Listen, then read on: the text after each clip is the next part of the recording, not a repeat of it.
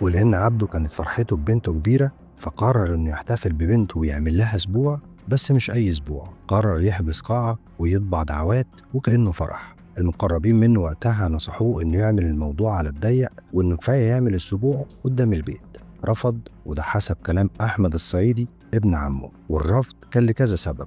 أولهم إنه حريص على جيرانه إنه ما يزعجش حد بصوت الأغاني، والسبب التاني إن أكيد معارفه من التجار هيبقوا عايزين يجوا عشان يجاملوه، والمشوار هيكون بعيد عليهم. والسبب الأهم إنه انتظر 5 سنين عشان يفرح الفرحة دي، وقال الشارع مش هيساع، أنا عاوز قاعة فيها كل حبايبي وأهلي يفرحوا معايا، كأنه كان بيجمع كل الناس عشان يودعهم. وفعلا بدأ يدور على القاعة المناسبة اللي ممكن يحجز فيها، لحد ما استقر على قاعة أو خيمة اسمها كدومة في منطقة الوراق، واللي موقعها مناسب وقريب من الكل، سواء أهله وجيرانه اللي هيجوا من فيصل أو اللي جاي من وسط البلد.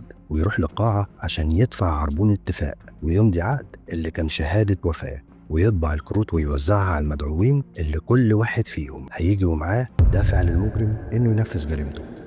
طبعا أكيد مستغرب كلامي وعايز تفهم، هل المدعوين شركاء في الجريمة؟ وإزاي كتب شهادة وفاة؟ وإيه الجريمة أصلا؟ كل الأسئلة دي هتبدأ إجابتها يوم الجمعة 20/9، وتحديدا الساعة 9 صباحا. عبده بيروح للقاعة عشان يباشر كل حاجة من تجهيز القاعة والأكل اللي هيتقدم للمدعوين، وكل تفصيلة بيهتم بيها عشان اليوم ده ما يتنسيش والناس تفضل تحكي عنه. وما كانش يعرف إنه فعلا ولا اليوم هيتنسي ولا الناس هتبطل تحكي عنه.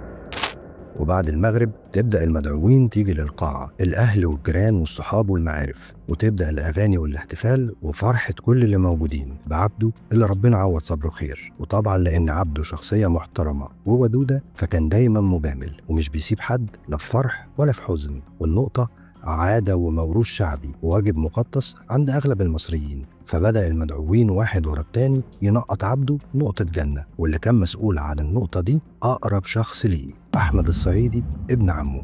النقطة اللي قلتلك إنها هتكون الدافع الرئيسي للمجرم في تنفيذ جريمته.